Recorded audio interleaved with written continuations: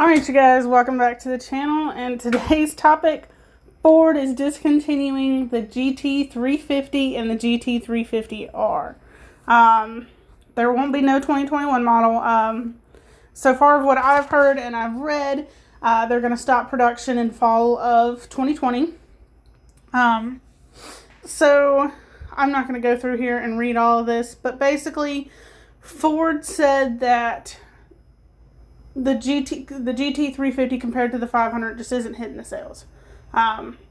So it's just not hitting the mark, neither the 350 or the 350R, that the 500's better, so they're going to discontinue it, pretty much. The new GT500 makes, I think, 760, and it's got a dual clutch automatic, so this looks like it means there will be no more manual Shelbys.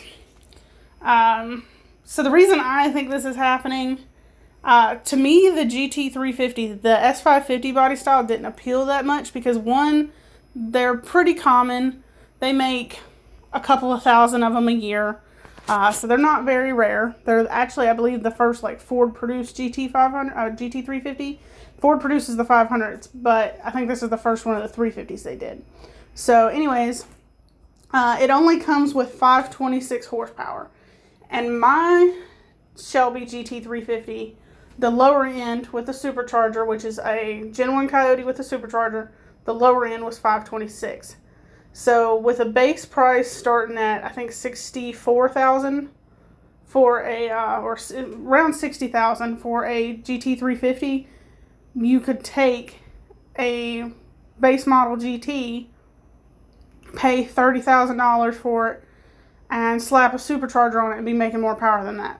So Devon's, for example, Devon has a 2015 GT base model. We paid $33,000 for it out the door with 7,000 miles on it.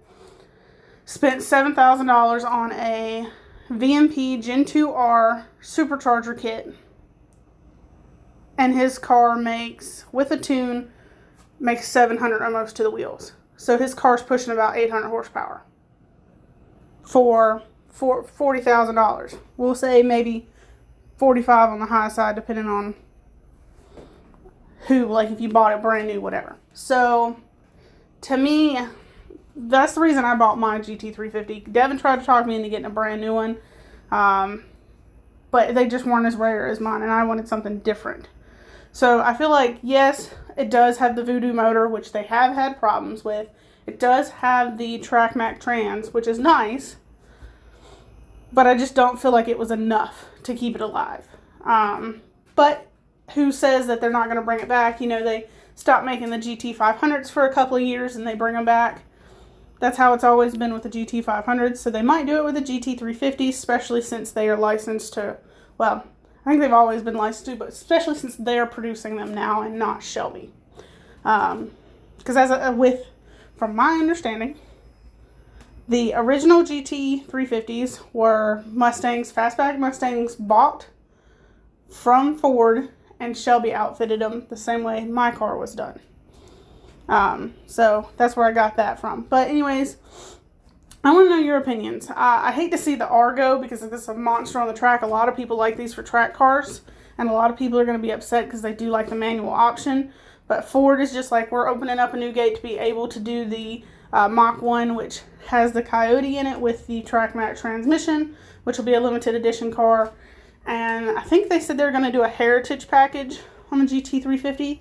I'd like to see Shelby actually take control back over it and maybe do kind of like with my car, you get a GT, a Mustang GT, and you pay a little bit and they make it a GT350. That makes them more rare, worth a little bit more money, which also makes them a little more expensive. But I don't know. What are your thoughts on it, you guys? Do you think this is a good move for Ford or a bad move? I want to know your opinions.